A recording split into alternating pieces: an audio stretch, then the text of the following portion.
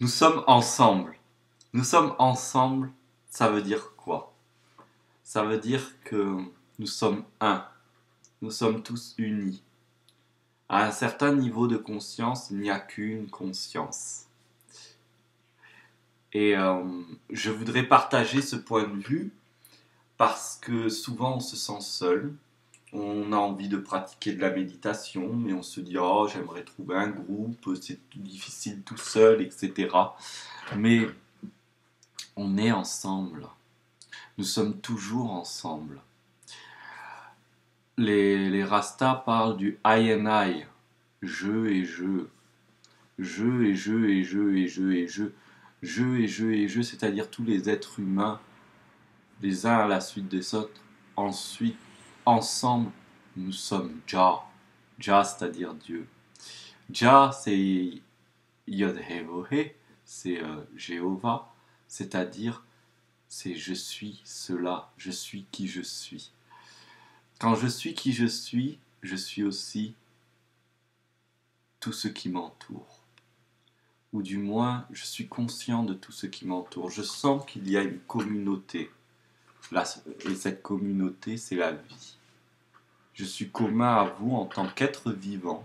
Je suis commun à vous en tant qu'être pensant. Je suis commun à vous en tant qu'être émotionnel. Et nous ne sommes pas déliés. Nous ne sommes pas séparés. Mes actes influent sur vos actes et vos actes influent sur les miens. De façon directe ou indirecte. Mes pensées, mes émotions influent de façon directe ou indirecte. Mon énergie influe de façon directe ou indirecte. Il y a des choses qui paraissent évidentes, bien sûr. Si je vous fais un sourire, vous souriez, donc vous partez avec le sourire et vous faites sourire une tierce personne qui, elle-même, ça la fait sourire et donc fait sourire une autre personne, etc. Et ça fait boule de neige et on a une contamination de sourire. Là, c'est visuel et encore, le début est visuel. Mais au niveau énergétique, nous émanons constamment des pensées, des énergies qui vont dans le monde et qui nourrissent la conscience collective. Nous recevons constamment des pensées, des énergies venues de la conscience collective. Alors il y a beaucoup de méthodes, de théories pour se protéger de ce qui ne va pas. Moi j'ai envie de parler de ce qui va. Comment être simplement dans ce qui va? Comment faire en sorte que ce qui ne va pas devienne quelque chose qui me va?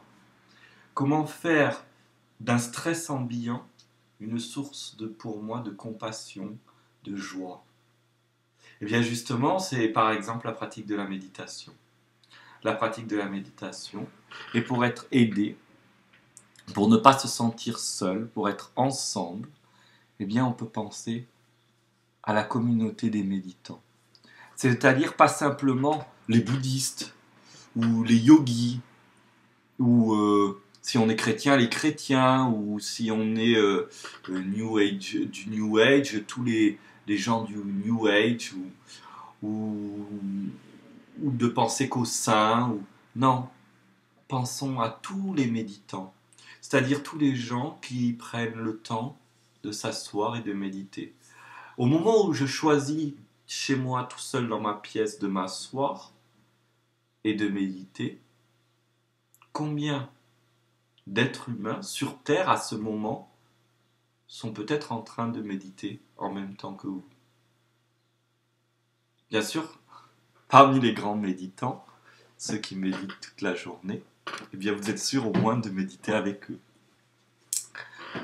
Puis il y a les méditants occasionnels, et peut-être que la coïncidence fait que vous vous asseyez en même temps et que vous méditez en même temps. Dans cette communauté de gens de I and I, de je et je et je, ensemble, eh bien il y a aussi les saints, les anges, les maîtres ascensionnés, les êtres de lumière. Appelons ça comme on veut, mais ces grandes âmes lumineuses qui existent, mais pas dans cette dimension, et qui sont dans leur axe, présents, dans leur lumière, diffusant de l'amour. Simplement, ceux-là sont en train de le faire aussi, et en nous asseyant, on est avec eux. dans notre axe, à chercher à retourner dans notre axe et à diffuser cet amour que l'on reçoit. Parce que cet amour ne peut être que pour nous, donc quand on le reçoit, on le diffuse. C'est à la fois un don dans ce sens et un don dans l'autre. Donc, il y a cette idée dans de nombreuses religions d'une communauté d'êtres qui vont vers la lumière, qui cheminent vers la lumière. Dans le bouddhisme et dans l'hindouisme aussi, on appelle ça la sangha, la communauté des pratiquants, la communauté des êtres éveillés aussi, du coup. Dans la communauté des pratiquants, il y a celui qui est juste au courant et qui essaye, qui n'y arrive pas, mais qui veut bien y arriver, qui veut même bien essayer. Et puis, il y a, au bout de la sangha, il y a le Bouddha, ou les Bouddhas. Si on est hindouiste, il y a les divinités, Shiva, Brahma, Krishna, Vishnu, plutôt. Dans le christianisme, que ça soit catholique, orthodoxe, protestant, etc., il y a la communauté des saints. Pareil, c'est la même idée. Dans le christianisme, celui qui est chrétien, c'est celui qui est baptisé, c'est l'entrée dans le christianisme. Celui simplement qui s'intéresse à la parole de Jésus, au Christ, eh bien, se retrouve touché par ça. Celui qui se retrouve touché par cette parole, par cet évangile, eh bien, se retrouve dans cette communauté du coup. Même s'il est un débutant et qu'il n'y connaît rien et qu'il n'y comprend rien et qu'il même il est plein de haine en lui, pétri de violence et de conflits en lui, il a un premier contact à cette immense communauté où on va trouver tous ceux qui essayent, mais aussi ceux qui ont déjà avancé. Et puis il y a les saints, les anges, les archanges, il y a Jésus, Marie, Dieu, etc. On retrouve le même concept dans l'islam. Nous avons la communauté des musulmans. Tous ceux qui naissent sur terre sont musulmans et maintiennent leur lien avec Dieu, Allah, par la pratique de la prière, par le respect qui permet d'aller vers Dieu, vers notre Créateur. Encore cette idée. Et là aussi, il y a donc la communauté des musulmans ensemble. Donc l'idée de se rassembler physiquement est une chose déjà, mais l'idée aussi de savoir que nous sommes toujours rassemblés quand nous souhaitons aimer, partager, aider, servir. Il y a quelque chose en nous qui est rassemblé avec tous les autres êtres. Chez les athées, eh bien